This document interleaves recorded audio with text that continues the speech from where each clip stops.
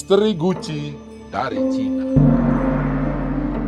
Seperti biasa, malam itu Santo dan Irfan, dua orang penjaga rumah, menghabiskan waktu dengan berbincang di teras depan rumah. Malam ini mereka memperbincangkan rencana pengiriman barang esok hari. Belum pernah ada kejadian ada barang pecah atau patung retak karena packing yang buruk. Mereka sangat ahli. Mendadak perbincangan keduanya terhenti. Ada suara-suara aneh dari dalam rumah.